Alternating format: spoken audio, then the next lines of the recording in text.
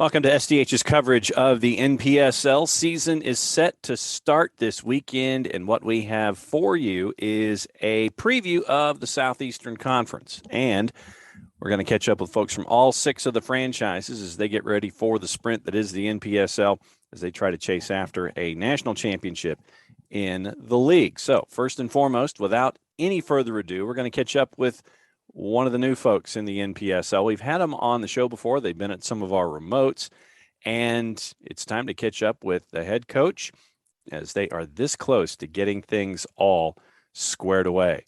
Head coach of Apotheos FC, Adam Reeks. So what's it been like to birth this child known as Apotheos FC on the pitch? Challenging. Really challenging. I think all NPSL and all summer programs face the challenge of getting teams out there. And we're just in a unique position that we're a first-year program, so there's even more blockades thrown. But challenging but really rewarding. I'm looking forward to Saturday to be able to see it kind of come to fruition and realize the dream for a lot of people. So it's exciting. What attracted you to the job in the first place? I think culture is a word that gets thrown around a lot these days, but the thing that attracted me to a first-year program like Apotheos is the chance to instill some culture that will transcend history for the Apotheos program. And so if it's not me that's the head coach in 5-10 years' time and it's someone else, hopefully there are remnants of some really good building blocks that I was able to put in place that's hold that organization in good stead for the future and potentially build national championship winning teams or professional teams off of in the future. When it comes to tactics and philosophy, we view them as two different things. When it comes to philosophy, what are you looking for the philosophy of Apotheos to be? That's a good question. So I always put the human first. I think that's probably the most important thing. Always put the human first. There's plenty of ways to manage a team, and you can certainly forget about people real quick. But I always try and put the human first and make sure that everyone has an experience and an environment that they're really, really going to enjoy and benefit from. So I think philosophically, that's probably the best way to describe what I'm about. So then when it comes to style of play and tactics, I know that those will change match by match, but when it comes to going out there, what are you looking at for style of play for folks who come and watch? It's a really good question. I think we'll definitely be looking at an attacking style of play. I like to be on the front foot. I think our team will be really youthful and energetic and exuberant, and I think that they'll be able to really portray a style of play that is exciting to watch with lots of running, lots of energy, lots of attacking play. I was a defender by nature, so I think the second part of that is that we'll be really organized. And so, whether that looks like a high press or a mid press or a low press, low block, whatever the scenario dictates, we'll be really organized. Some of the folks that have come in the door that folks will be looking at. So if I'm walking in the door for an Apotheos match, who should I be drawn to player-wise to focus on for Apotheos to be successful this season? That's a good question. We have some we're blessed to have some really, really good attacking options and some really good defensive players too, but lots of really good attacking players. We have a wealth of players from all over the country and all over the world. But I would say that if you're someone that's local and you want to support local talent, there are players like Daniel Mangarov, Dylan Gaither, Blake White, Ethan Sassine, Liam Butts. These are all guys that are either at Lanier United or local youth club prospects that are really exciting attacking talent. And then on the other side, there's a wealth of players there that are defensively minded. Kendall Edwards spent a lot of time at Atlanta United as well, and so is a good known local talent. Nico Savelikos is a Greek American from Cartersville, Georgia, UFA prospect, played at Reinhardt. As local as it can possibly get. So I think there's a really good mix of local guys, a mix with some international talent.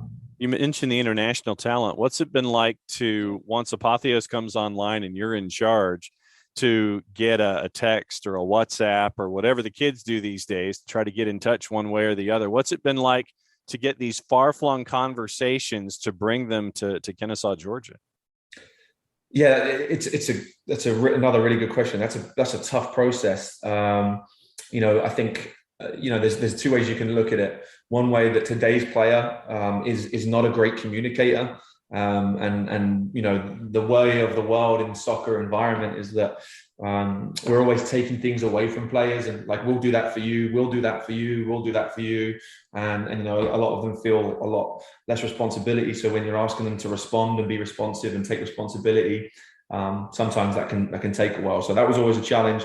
But the second part of that is, I'll go back to kind of my philosophical answer about taking care of the person. These are all good human beings that we're bringing in. These are all great people.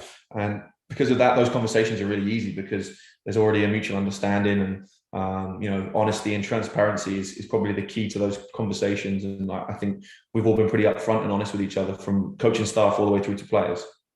When you look at this particular conference, I know that there are some established folks. You've got Storm, you've got Revs, you've got Appalachian FC, who came out of the blocks and came a part of the regional consciousness, not just on the field, but off. You've got LSA that's a part of the deal, North Alabama. When you look at the rest of the conference, what do you see? A strong conference, especially this year. I think last year, Storm and Appalachian, and even I think maybe even LSA were brand new to the NPSL format, the summer format, and so they were kind of where we are. They're finding their feet, getting over each stumbling block, and trying to really find a plateau that they're comfortable with, and find something they're comfortable with. I think that's where they're going to be really, really competitive this year. They've probably found their feet, they've found what they need to do, and it's going to make them even harder to compete with, but also a really exciting prospect because, I'm a competitor and I want to play against the best and compete with the best. So I think it should make for some exciting games. All right. So it's been a while since we've had the chance to catch up with you. We did it at one of our remotes. In that time, we always get to sit there and look at, all right, what's the to-do list? And I know that we're also doing this in a visual sense, even though the audio part's only going to make it to the network. But to kind of pull back the curtain a little bit, you've got a lot of scribbling over your left shoulder. And I know we talk about to-do lists and what needs to be done.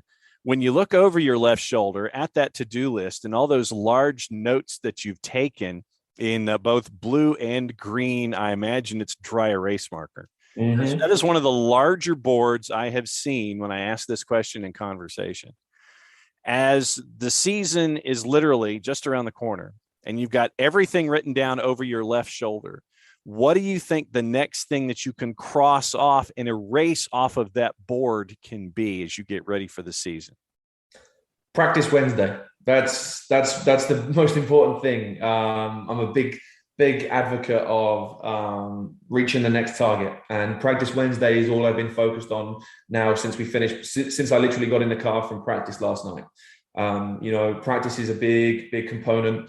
A lot of people don't necessarily see what goes on behind the scenes at practices, but it's a big component.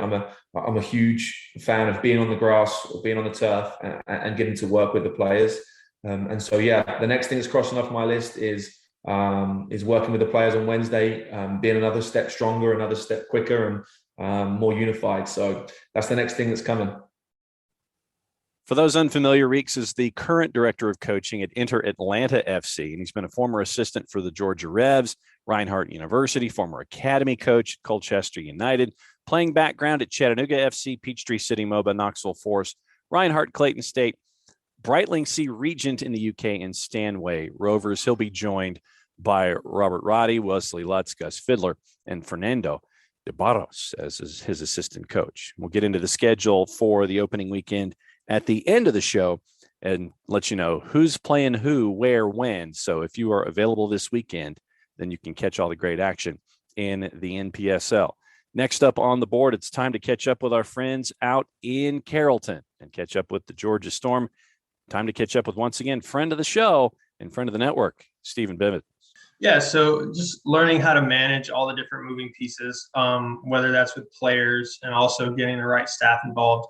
Players at this level, they have a lot of different interests. Some of them are very keen on going professional. Some of them are just looking to stay fit in the summer in between their college season. So learning how to manage the expectations of players. And then also we learned a lot about, marketing and growing the brand from the start. So we've really focused on trying to get established in the communities and promote what we're doing and let everyone know that we are a good semi-pro level soccer team based in West Georgia, and we're excited to come out and watch.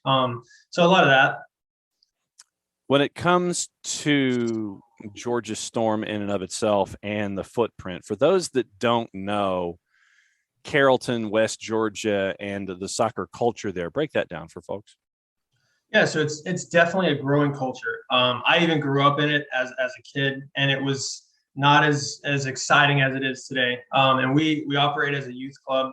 We have about 800 kids between Douglasville, Villarica, and Carrollton, including their families. So there's a growing soccer base. Every year we're adding youth players to our club, which is great. And there's different pockets of people and all that in Carrollton who love soccer, and we're continuing to reach out to those communities, whether it's school, churches, local leagues. There's tons of local leagues out in West Georgia that we're also touching base with. So it's growing, and there's a lot of excitement about it. And one cool thing is we've already sold more tickets online for our first game than we sold online tickets in last year. So we're super pumped about that. There's a lot of new and exciting interest in it, and we're excited to kick off this coming season. For those that don't know the roster, like the back of your hand, some of the familiar faces coming back. So when someone comes in and sees a Storm match for the first time, who goes into that proverbial spot shadow as folks that they can gravitate toward and look at the success of the Storm with players that you've either kept or brought in this year? Who are some of those faces? Yeah, so Hunter Jumper is one for sure. He's on the back line. He's a former NCAA national champion, 3-year MLS player. He anchors our back line. He's returning for a second year. Wilfred Camden Chupa, he is a winger for us. He participates in almost everything that we do, even that Atlanta United friendly that we did in January. He's a part of that. Kevin Fitzgerald is also returning for his second year. He's a midfielder. He holds a midfield down for us.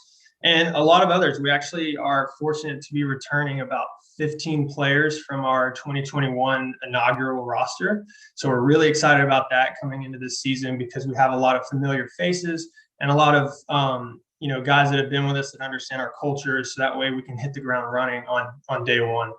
What did it mean to the organization to be able to have that friendly with Atlanta United? Oh, it was huge. It was one of the most exciting, if not the most exciting day in our club history, even just a friendly with a giant, successful historical club in the MLS, recently at least. And so, we had parents of youth players saying, hey, we saw that Georgia Storm's on the news, playing against Atlanta United. And they're like, is that us? And so we had to continue to say yes, we're bridging the gap of adding a semi-pro team. And this is our second year coming. So also, just getting our club behind that and on board with that. And it gives our youth players a lot to look up to. In that Atlanta United scrimmage, we took 4 of our 06s. So they're right around 15, 16 years old. And one of them actually participated in the game. The other 3 dressed. So just giving a taste of that next level to some of our youth players to keep them, dreaming big and chasing those dreams and working hard where they are right now. When you look at the Southeast Conference this year, I know that there are a lot of familiar faces. The Revs are there. You got a first-year club and Apotheos joining in from Kennesaw once again with the Atlanta footprint being represented there as well. You've got LSA that's a part of it. You've got Appalachian that's a part of it. And you've got North Alabama SC that's a part of it. When you look at the conference on the whole this year, what do you see? I see a lot of strength. I see a lot of talented players in the Southeast Conference, kind of like last year. And I know in the past, it was kind of hit or miss sometimes on the year, but I think this will be 2 years in a row where there's a lot of good college level and semi-pro level talent in the mix. And then also the ownership groups of these teams are doing a great job of promoting and marketing. And, especially with Apotheos, like they've signed several good players. They seem to be very organized. So that's really cool to see that the strength of the Southeast Conference is also growing along with each individual club. I was going to ask, what's it been like for you and for Storm to be a part of this process where you get to see the growth of the sport, and specifically in the Southeast, grow the way that it has, almost exponentially at times. And it has been a rapid rise over the last handful of years for the Southeast, but to continue to see the Southeast being represented the way that it is and continue to grow the way that it has, what's it been like to be a part of that? Yeah, it's great, especially me from like a player's perspective, which I'm kind of leaving this year. But as a player growing up, maybe, I don't know, as a player growing up, you look to summer ball, you're playing college and there's one or two teams in Georgia that between the USL2 and the NPSL that you might be able to play with. So to see now that there's a lot of good players that have always come out of Atlanta and are still coming out of Atlanta, to now have some opportunities to put that talent on teams during the summer to stay fit and stay sharp is really cool. So like the more teams, the more competition, the better, because I think it does help the overall soccer community and culture and the player base being able to play over the summer too. You mentioned that you might be peeling it back, and you mentioned how busy that you are when it comes to Georgia Storm. Has the University of West Georgia figured out how to clone you yet? Is that part of the reason why you might be dialing back your playing a little bit here? There's a lot of things to do for a club like this. And so I do a lot of things. And last year I did play, which was a whole extra thing that I wasn't really expecting that happened. But we have a very talented and experienced group of leaders at Georgia Storm. So there's a couple of us that do a lot of things. So we are looking to continue to grow our club by adding really talented people to help us out. And also, I do wear a lot of hats on the Storm NPSL side, so trying to hand a couple of those off to some different people this year, and that's a huge part of us growing this club is, can we continue to develop staff and talent to really support it? And the reason that I mentioned the University of West Georgia a little bit here is that you're going to the University of West Georgia as your home venue this year. What's the excitement being wrapped around that with a quality Division II program on the NCAA side? Yeah, so we're really excited about it, and we've met a ton of times with the University of West Georgia, and they're on board with what we want to do. They want us there, which is great, and so they have a great facility, a great grass pitch that we'll get to play on this year.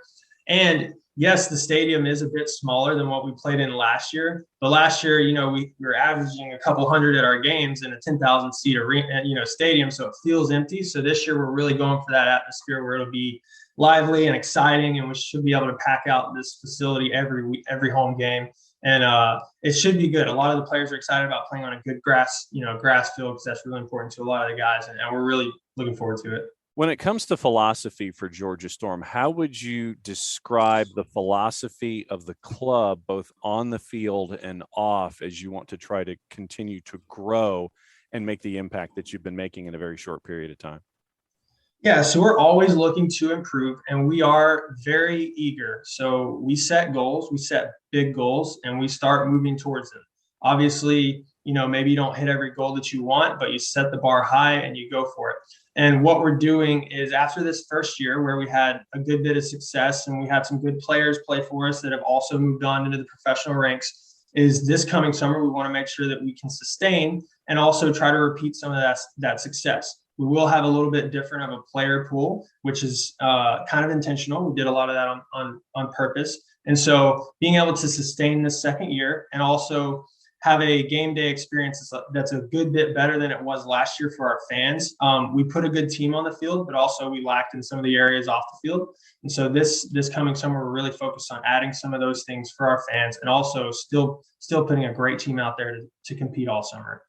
Bivens, the general manager of Georgia Storm, and he mentioned it in the interview about playing and being a part of the front office and being a part of the build. And that was why I wanted to get in to the discussion with Stephen about what it's like to wear about 95 different hats when it comes to Georgia Storm and how they have been building things in Carrollton, and it'll be good to see them this season out at the University of West Georgia. Good to include that in the conversation with Stephen as well. Third stop is Georgia Revolution FC, and this one is a 2v1 when it comes to getting all the information that you need when it comes to the Georgia Revs and their time in McDonough. So we catch up with head coach, we catch up with the director of marketing and social media, Alec Morrison, and it's also time to catch up with the head coach as well for the Georgia Revolution this go round.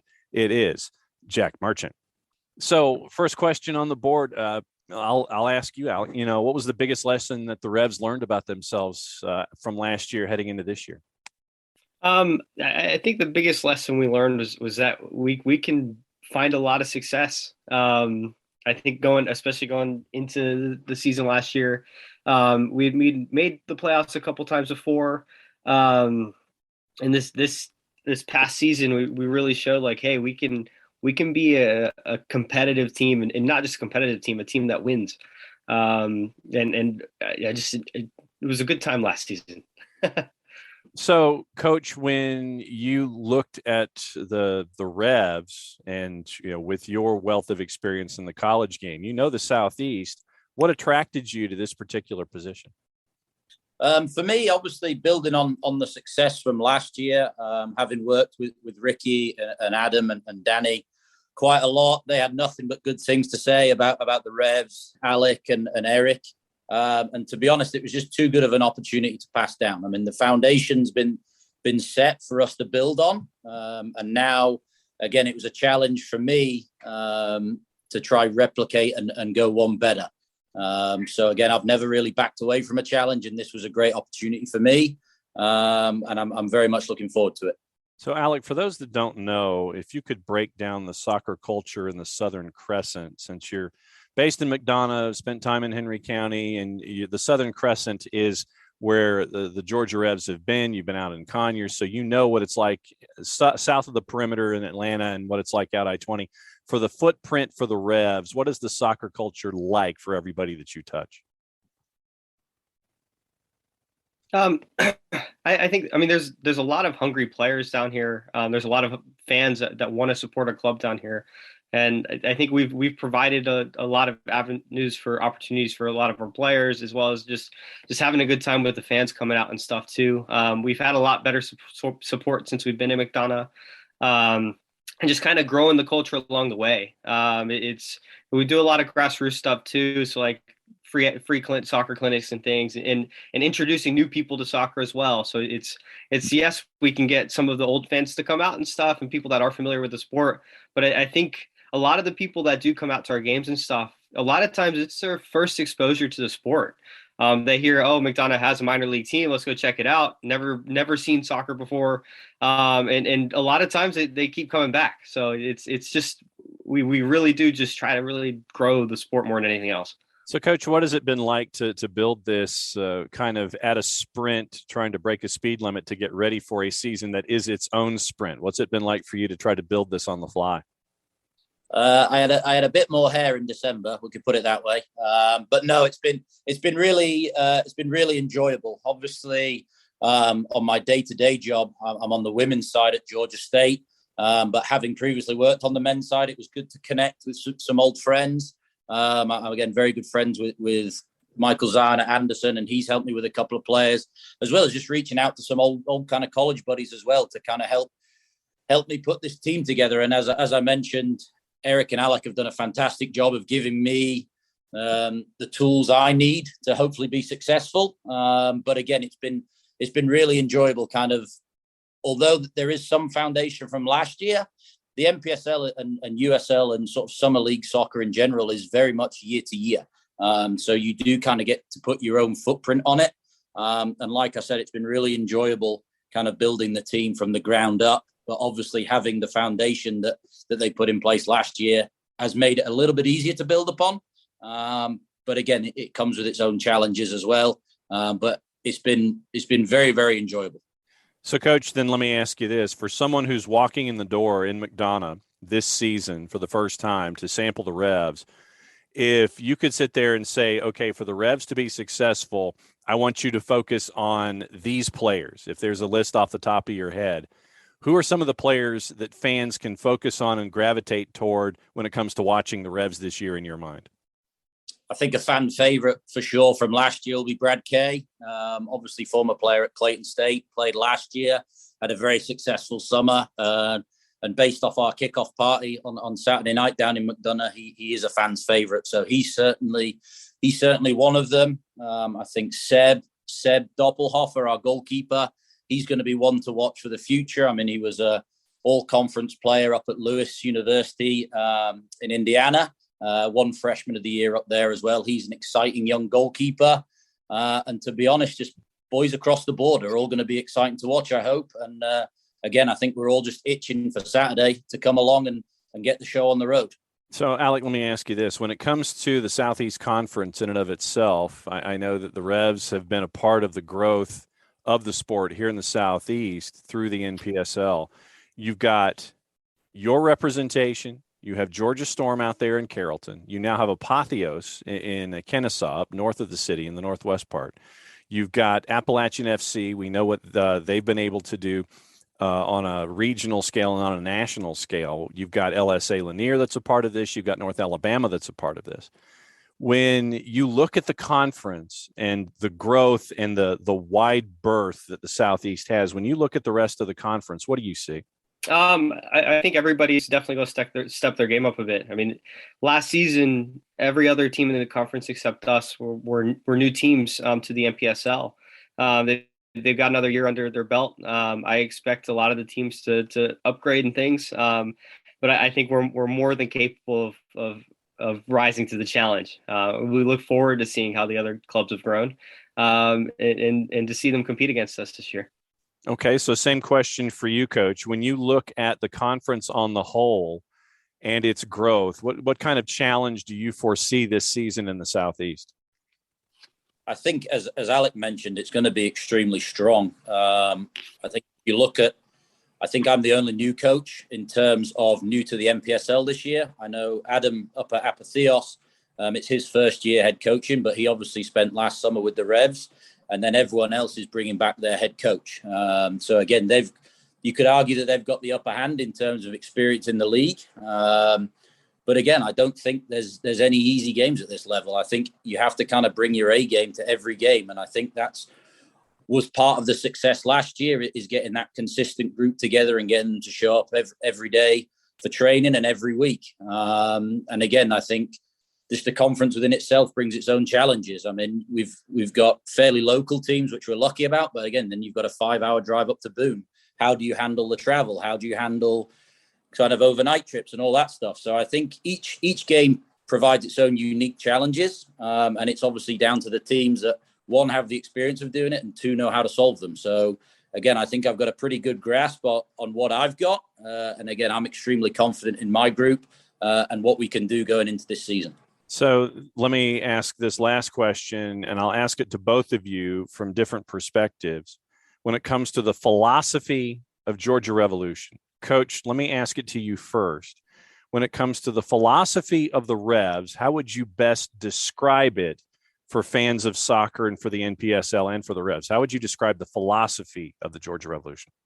I think one of the big things, and it stuck out for me on Saturday, is it's just a community club. Again, we represent McDonough, as well as all these guys representing themselves, their countries, and their own schools that they're at currently. But we're certainly a community club, and for us, and for me personally, we won't be outworked. We won't be. It won't be for the lack of trying. We will give everything every Saturday to win 3 points, not just for us and not for the team, but for the community as well. Again, I think they did a really good job last year getting the community behind them and supporting them. And I think we saw the fruits of that labor last weekend with the amount of people that came out to the kickoff party. And we just want to keep building on that. Again, we want to be entertaining to watch, and we want the fans to have the players that, again, they want their signature after the game. They look up to those people. So for me, that's what the biggest thing that we are, is we play for the community, we play for each other, and we work hard for one another. So, Alec, when you hear that answer from your head coach about the philosophy of the Georgia Revolution, How do you view it from a front office perspective about the philosophy of the Revs?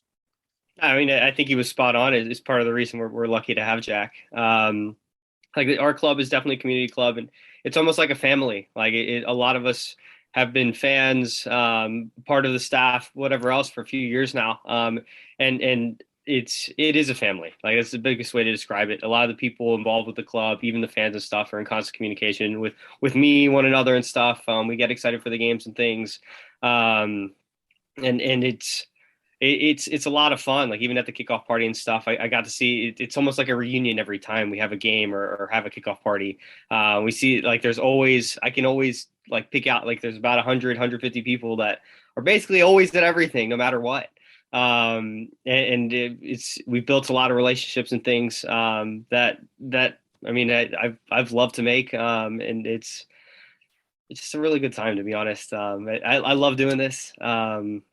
I get to enjoy getting to know a lot of the people here, just in McDonough and things. And I grew up here and stuff, so it's been a lot of fun to be able to bring this to McDonough. A couple of quick notes on the head coach for the Georgia Revs, Coach Marchant. Alma mater, by the way, the University of Rio Grande. And I know that as you look at it, and for those of you that may follow life in the NAIA and the NAIA National Tournament, you sit there and go, that's Rio Grande. But this one is Rio Grande, and established all the way back in 1876. The Rio Red Storm have been making deep runs in the NAIA when it comes to their time in Ohio, if memory serves. But Rio Grande is where Coach Marchant got his he calls his alma mater, played 5 seasons with the Red Storm, 5 national championship chases, semifinals twice, finals once, NAIA men's soccer All-American in 2012. And after graduating, getting his master's, spent 3 years as a women's soccer assistant coach at the Citadel. And then since February 2019, he has been with the Georgia State women's program, thus his knowledge of the landscape here locally. That is halfway through the coaches and the teams here in the NPSL Southeastern Conference. Next up on the board, we take a trip to Boone, North Carolina, and catch up with life with Appalachian FC. Very, very busy across the board for them, not just in the sense of it being a first-year franchise, but also getting a lot of appreciation and a lot of attention through social media as well. Appalachian FC and their second season. Here's the catching up with their head coach, Dale Parker. First question, what was the biggest lesson that you took away from last season in the NPSL? Good question. I think traveling is difficult. Traveling is very difficult in this league, especially for us. Every away game, is a minimum 4 or 5 hours, and then Atlanta traffic can make it even longer than that. So pre-planning for those away games is vitally important. It's a massive lesson that we took. And obviously the climate, we're going from a cooler, climate at altitude into hot, humid environments. Even at 7:30 kickoffs, it's pretty hot in the locations that we play. So they're two of the biggest lessons that we've learned, and we've tried to account for that this year with our roster selection and how we plan and how we prepare for games. And that, along with the level of play, especially in the top half of the division, the lessons that we learned from last year. What's it like, when you look at it this year? Go through the roster for me a little bit, some of the familiar names and some of the new guys for those who haven't been following each and every move that you guys have made. Who are some of the familiar faces back, and who are some of the new guys that you're looking forward to seeing? Yeah, we're able to bring in a good core of returning players from last year, which we're really excited about. Rashawn Kelman was our centre-back last year. He arrived, I think, 3 games into the season and made a massive impact on the roster. The 2 Dutch guys, Thierry Vandenberg, Thomas de Grauw, they're back for year 2. Exciting players. Thierry's a left-back. Thomas is an attacking midfield player. Thierry didn't miss a beat, played almost every minute of every game last year, so vitally important that he returned.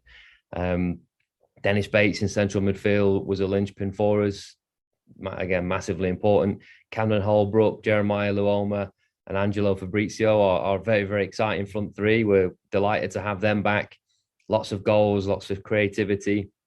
And a few, fringe players that ended the season well for us last year returning. Nick Buckholtz, our goalkeeper that ended up finishing the season. Kelvin Malinia, Kevin Arguello, one of our older heads, more experienced players. So I'm sure I've missed one or two out there, but a good core of returning players from last year. And as far as new guys, we're excited about the new group that we're bringing in to supplement the quality we had from last year. Another Dutch player from Shawnee State, Kevin Delaine, an exciting striker. He scored 50 plus goals at college level. Excited to bring him in. A couple of guys from my old university, Atlanta University. I won't go through all the names, but we're excited to see how they're gonna adapt to this level, because some of them haven't played in NPSL or USL2 or any kind of division in the summer. So we're excited to see how they get on. And we're anxious to get going. I can tell you that much.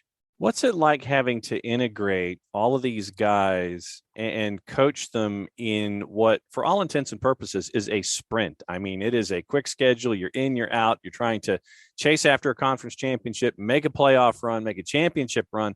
What's it like having to integrate all of these moving parts into something that happens very quickly and is over almost just as quickly?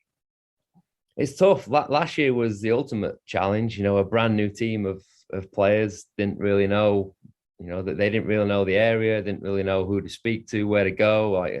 That was really tough. This year will be a bit different. We've got the core group of guys returning. That's going to help because most of those guys can give us some structure early on in the season when we're going over tactics and our style of play or our philosophy. They understand it right off the bat, so they can help with the new guys. But it is, like you said, it is a sprint. You got to get these guys ready to go. I mean, we've got guys that came in yesterday who are going to probably be starting on Saturday. So it's a crazy way to start. We try and sandwich some exhibition games in between so that we can go all out on Saturday against the Revs and return on Tuesday with a friendly game to try and use some more players and get to know them before we have our home opener, against Apotheos the following Saturday. And it just goes on, like you said, it just goes on from there. There's no slowing down. So it is difficult, but having the returning guys is massively important for us this year. We didn't have that last year, as we hope that helps this year. For those that aren't familiar, what is the soccer culture like up there in Boone? Because I know that App FC was kind of an offshoot of the disappointing dissolution of the program at App State, and it was kind of an adjunct of that. And now with everything that's been going on off the pitch with the marketing and all of the different elements and what you're able to do there on the field, I think it's able to really put a focus on what the soccer culture is like up there in Boone. But for those that don't know the area and don't know the soccer culture, break that down for me. Going off of last year, the support we had at games would say that we have a massive soccer culture here in Boone, and none of us saw it coming. We all expected it to be reasonably successful in terms of getting people into the game and seeing how excited people are about soccer in this community. But we were blown away from the first game. Our first game last year was an exhibition game, and we sold out the stadium, and the fans, they marched down from the brewery. They have the smoke and the flags. They're beating the drums every single game. We had to ask if they would move the Squatch Guard supporters group to the opposite end of the stands because we couldn't hear anything behind our bench. So, yeah, I mean, it's certainly bigger than we expected. I expect it to grow again this year because there's a lot of fans of the game that we met. I personally met out in the community last year who they didn't know that there was a team, and they're excited that there is a team and they're going to be coming to games. People that I've met in between last season and this season who are so excited because they heard about last year and they've moved back to Boone, or they're going to be in Boone for the summer and that they want to be a part of what we're doing. So for an area that is, we are in a college town, it's primarily, football. That's the biggest sport in this, American football, the biggest sport in this town, who get tens of thousands at the App State football games. We're starting to see a bit of a shift. It's this new generation of soccer fans, whether they've played the game or been attached to the game or just want to follow it now, they have a team to support. And that ultimately makes a difference. We're wearing the black and gold, we're wearing the colors of the town. And that alone, gathers some sort of excitement. So I expect the turnout this year and the community to really rally even more so than they did last year. When you look at the rest of the conference, it's the new club in Apotheos, which is in Kennesaw, which for those that don't know the geography is about 45 minutes northwest of the downtown area in Atlanta. You've got the Georgia Revs, who are in the Southern Crescent, which is below the perimeter freeway in Atlanta and taking care of everything there, Henry County with the Revs. You've got the Storm, which is out in Carrollton, which was the last time I saw you was during the playoffs last year, was out there for that match and getting out to Carrollton. That's like a 6 or 7 hour, that's a 6 or 7 hour jog for you. And then you're looking at North Alabama and you're looking at LSA Lanier, which is a little closer, although access isn't as direct with freeways and such. When you look at the rest of the conference and all of the moving parts, what do you see when it comes to all the guys that you're going to be competing against this year? More quality. I think last year was a really good indicator of where the division is and who the top teams are. But as you know, with NPSL and USL, it can change quickly in the space of a year. But I mean, I expect the Revs with their history and their quality to be right up there again. That's going to be a tough place to go, and they're going to give us a tough game here as well. They did last year. Georgia Storm, we have a little bit of a rivalry with them now. 3 really, really tough games we played against them last year. Every game was right to the wire and feisty, just how we like to see the game. And I wouldn't want it any other way. So we expect that to be a battle, home and away, and if we're fortunate enough to get to the playoffs, we'll probably see them again there.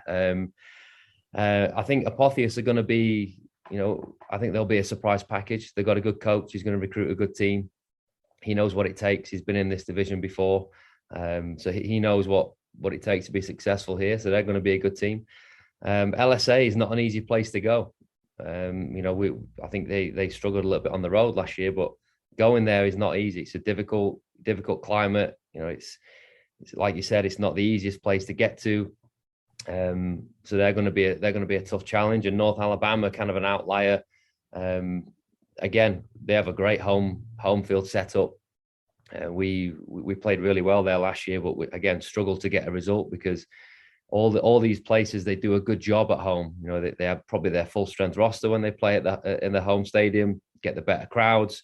So yeah, I think it's going to be tough to call the division this year. I think everyone's going to want to improve on last year. COVID's probably had less of an effect this year than it did last year. So the recruitment and players seems to have been a lot easier. So yeah, I think you'll see a more closely ran title challenge in the regular season. I don't think there'll be much difference between, from top to bottom this year. I think it'll be a lot closer. So then my last question for you, when it comes to philosophy, I know that coaches and organizations have different philosophies as they go out onto the pitch every single match day. When it comes to the philosophy there at App State, for those that haven't seen you play, what would you say the philosophy is there for your club? It's high energy. It's high energy. It's hard working. We try and utilize what we have here. So we are playing 4,000 feet above sea level, and it's a lot cooler here. So, in terms of summer soccer, there aren't many teams in the country that or climates in this country this time of year that allow you to play high energy for 90 minutes. Usually you have to try and control, and you have to try and manage the climate, manage the elements.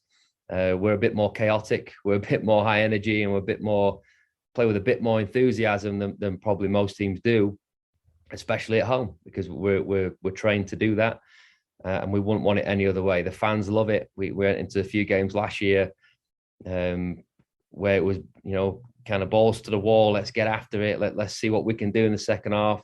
When we're matched up man for man in some games, we let play with a lot of risk, but the rewards are so much greater that way if it goes your way. And I don't want us to veer away from that. We might play with a little bit more control, given that we faltered at the end last year and when it really mattered.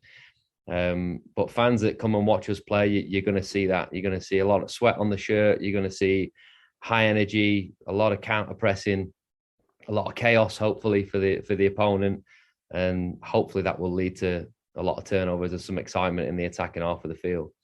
Next up on the board, it's a trip to North Alabama and catching up with our friends at North Alabama SC, doing tremendous work there in the Shoals. Their head coach is Nico Bermudez. We catch up with him and find out everything going on there in Huntsville for a very, very busy program at North Alabama SC all across the board. And it is National Premier League, it is DP, it is Alabama soccer, it is youth soccer there, the WPSL, all across the board. But let's find out what's going on with the NPSL version of the North Alabama Soccer Coalition. So I guess what was the biggest lesson that you've learned heading into this season from last? What do you think it's been? Well, definitely the level of competition. I think in certain moments during the season, we were able to compete. It's just then, can we find consistency in our performance on a week-to-week basis?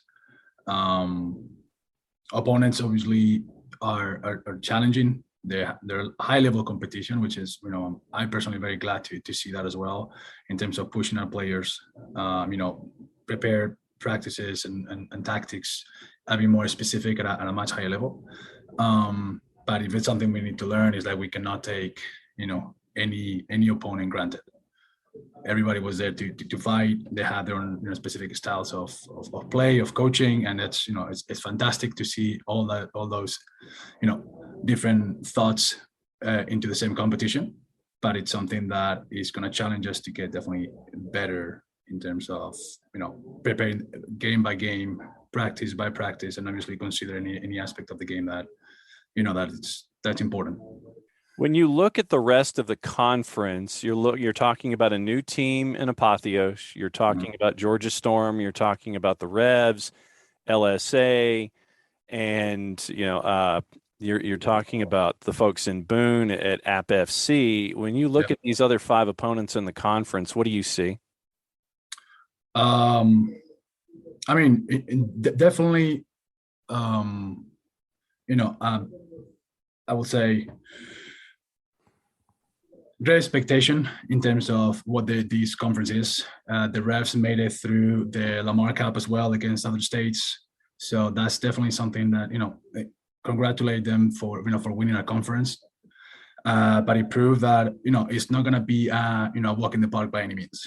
They're high quality players from any type of division, college, or semi-professional, professional environments, or the players that are that are looking to get into that next level. So again, nothing is going to be given for granted. Definitely the Georgia market now bringing Apotheos into this conference. It's expanding because it's going to be the first game for us against a complete new opponent. It's that moment where you really don't know what to expect. Perhaps what players they're going to have, what formations. So you really try to prepare yourself in the best way possible. From Appalachian, when we went there, we traveled, fantastic atmosphere with the fans, have a great tailgate. So they're really building a great, club in that area as well.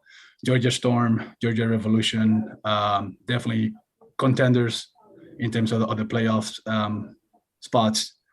It's going to be physical, but it's also going to be, a exciting game to play. They both have different style of coaching and different style of play, but they're definitely going to be a hard opponent to beat, both of them.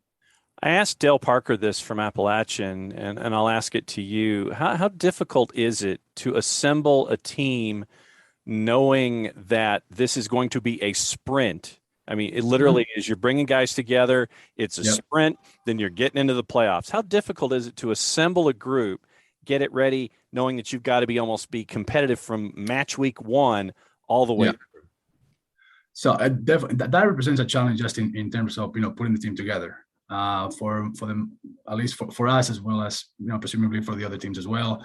They rely mostly on college players, right? Regardless of what division they're in, finishing the spring seasons, perhaps some of them even in the final week of their spring year. So, and then looking at the NCAA eligibility steps, how when are they clear to then participate or practice with our teams as well.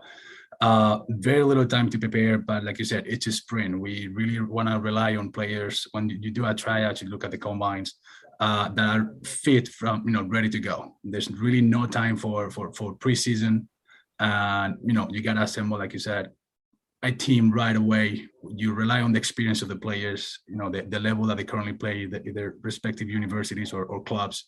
So, and then put that, try to coordinate all those players into, some sort of style of play or competition is a challenge on its own. It's going to be, 2.5 months or so of season, but it's going to go fast really quick. And then, you hopefully it doesn't happen for anybody, in terms of injuries. The reason why we do, at least here in North Alabama as well, is to provide our players an opportunity to stay active, to get ready for whatever season that they have next. But we don't want anybody obviously to get injured. That's the very least thing that we want. The expectation is to play at a high level, high intensity, but again, it's just then for the players to make sure that doesn't happen to them. For those that don't know, and unless they make that road trip to Huntsville to see what's going on there with the NASC, yeah. What does soccer mean to the Shoals, and what is the value of the sport there in the footprint up there in Huntsville in that area? So it's definitely growing. I will say this: it's whether it's a city right now or an area that is in a transformation stage, I would say. I've been here myself close to 2 years now, from when I moved in from Virginia. And what I'm seeing in the city, whether it's the infrastructures, right, the jobs, the amount of families that are coming into town, obviously that helps to not only to expand the city on its own, but also bring that, that culture and players from all the parts of the country in here. What to expect, a community that's very dedicated into developing the youth soccer. We are also providing as well the NPSL. We have the WPSL on the women's side too. So we are trying to provide all these type of platforms for players, again, either to get ready for the next seasons or to, look up ahead and, provide an opportunity for the youth players if they look into playing to college, or, some of them also have the dreams to play at a professional level, what to expect going into these kind of teams. When it comes to your roster and getting into this sprint, who are some of the folks for those who are going to be watching your team out of the blocks here in the NPSL? Who are some of the players that have drawn your attention early as you're getting ready for the season, and who do folks need to focus on? From our team, I would say definitely we have a strong core of players from the UH, the University of Alabama Huntsville. Here is a Division II that is fitting not only this year's roster, but also last year. So we also have a couple players, a couple of folks that are coming back. Some of the players, I would say, Miguel Tizapa from UT Southern. He's one of the attacking midfielders, very skilled, very knowledgeable. That was Ethan Wilson, our center back, very strong, very, definitely a player that leads the defensive back line. We have Andrew Stray from UAB as an attacking forward. Dishon McDonald's, our goalkeepers, Callum Langley from Free Herman as well. Nate Strouth is a local grown player as well. We have Justin Alcantara, also a local here from one of the local high schools that played down in Vestavia as well in the last stages of his youth development. So there's definitely the potential. We want to give the opportunity to represent different players, different schools in the area as well, the different local clubs that form the Huntsville soccer community. You mentioned going up against Apotheos out of the blocks here this weekend. How difficult is it to prepare for an opponent that hasn't existed yet? You really have to dig in, right? You have to, you can look at their website, you can look in the different social platforms as to, what players they are announcing, and then try to go on a individual level basis, doing other real research, right? Where they're playing, how frequently they play, other starters in their clubs or universities, right? A lot of them, nowadays they still have their the highlight of recruiting video up in social platforms. So that's a way at least to give you a hint, or what kind of player they are, what could be some of their strengths, weaknesses that some players might present, and then more or less have some sort of an idea what the coaching staff in terms of formation wise, what they might put together. Our sixth team in the Southeastern Conference, LSA Athletico Lanier, and it's great to catch up with them as well. Gainesville, Georgia, a soccer hotbed for those that have followed us here on SDH and have been able to understand what Hall County and what Northeast Georgia means to high school soccer. We now get to experience it and see it through the eyes of the NPSL and LSA Athletico Lanier. and their head coach, Raul Menjivar. When you look at all these learning experiences and everything from the NPSL, what do you think was the most, I don't want to necessarily use the word gratifying, but the most satisfying thing about last season? Was it that second half? It was,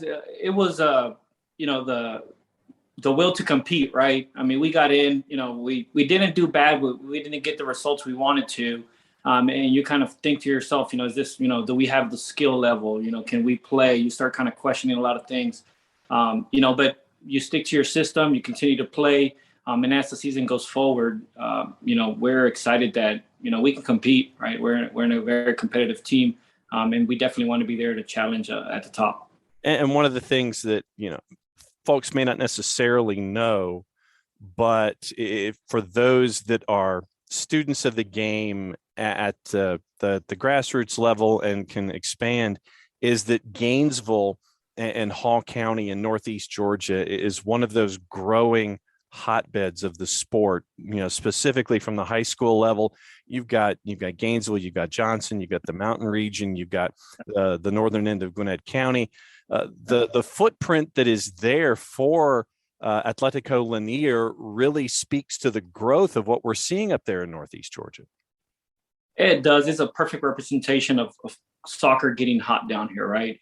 I think we've always kind of had a good skill. We've always had the ability to play. I think we were kind of one of those markets that, we didn't have an MLS team, so it wasn't what you could traditionally consider a soccer town, right? But we've always said that we think we got some of the best talent in the region, period. And that's been kind of proven over time. We actually just now yesterday, we had some of our players from our academy win the state championship with Johnson High School, right?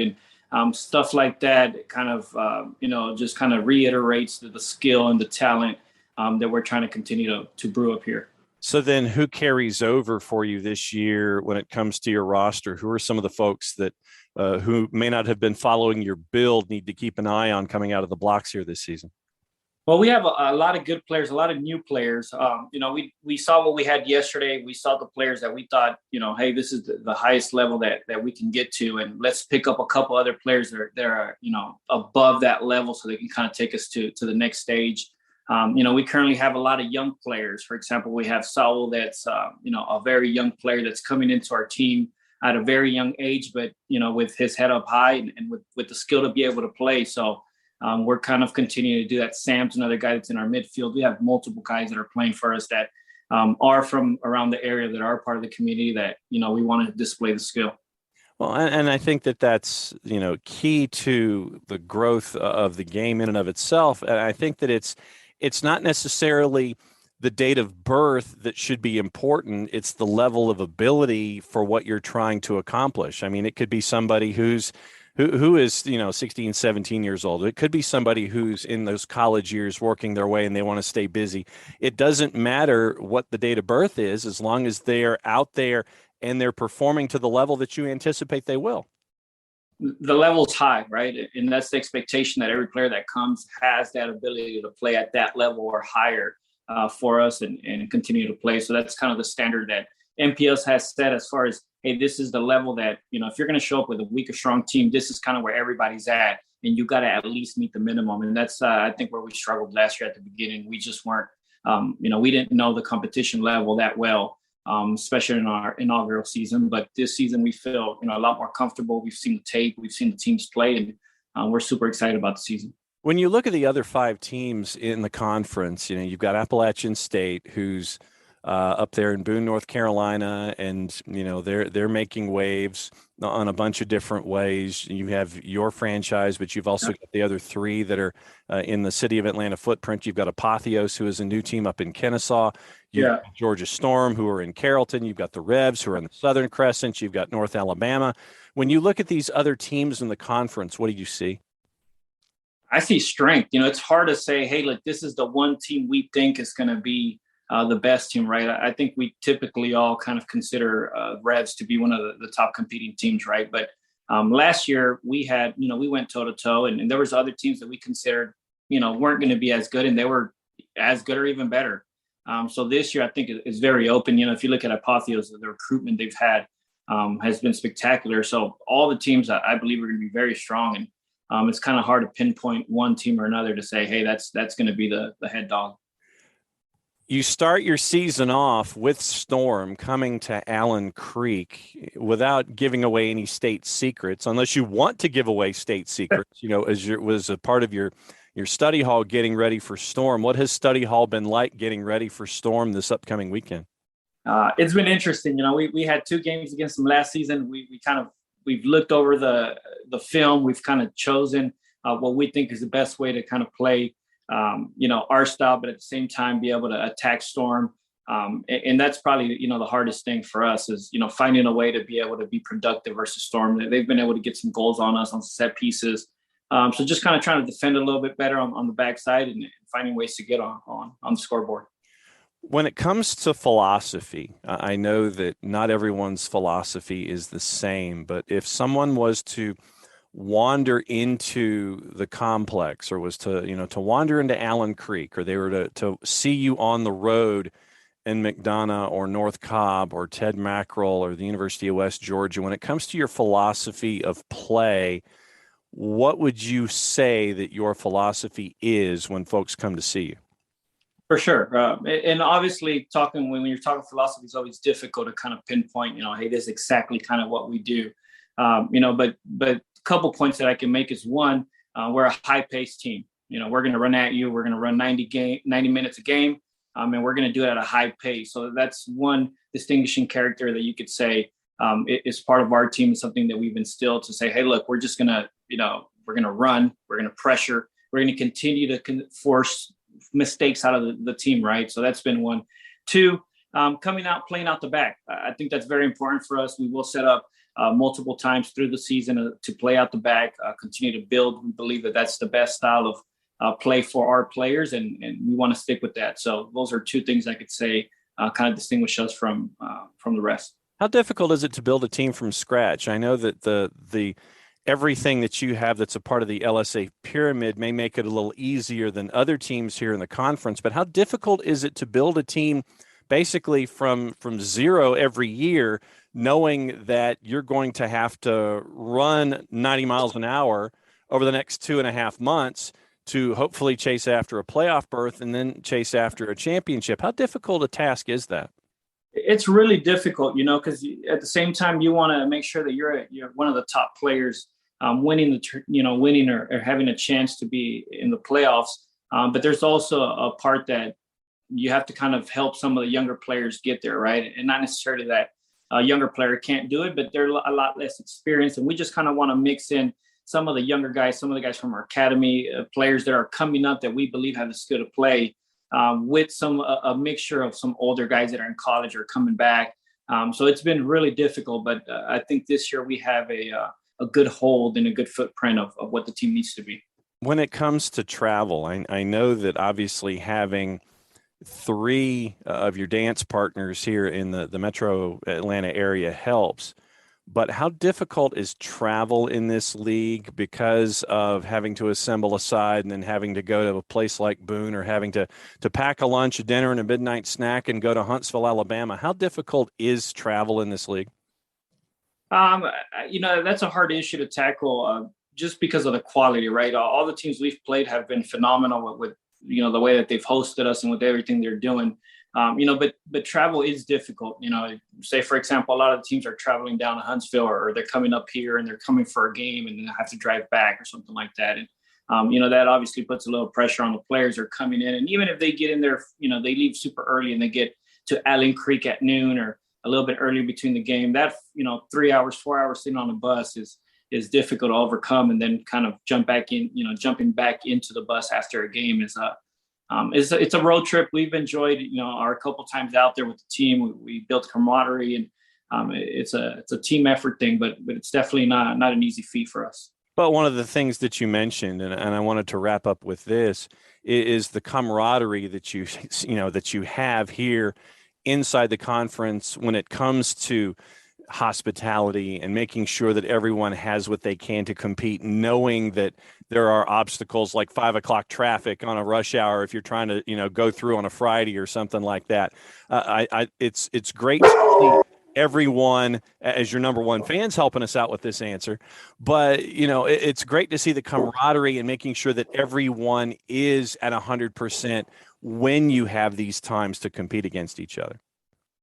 Yeah, it's that's really what I think a lot of the guys look for at this level. We love the ability to play, we love the ability to go out there and score some goals, but at the end of the day, it's the camaraderie you build, the friendship, the relationships that you have with people have all turned out to be definitely the best part of this experience. And I think we all, at one point or another, want to be involved in some type of a team, team effort or a team journey. And this for us has been an amazing experience. It's next level for us, and we're really excited about it. But at the end of the day, it's not just their dream to win, right? It's all our dreams. We all kind of partake in that dream of winning the region, national, and all of that. So that's a look at your 6 clubs here in the East region. It's the East region, but it is the Southeast Conference involving Apotheos, Appalachian FC, Georgia Revolution, Georgia Storm, LSA Athletico Lanier, and North Alabama SC. Let's get you into the schedule for the opening week. And remember, this is going to be a sprint from May the 7th all the way through the end of the season and all the way into the playoffs as these teams hopefully chase after the national championship in the NPSL. So we'll get you into it. And the games are on Saturday here in week number 1. All of them are 7:30 starts.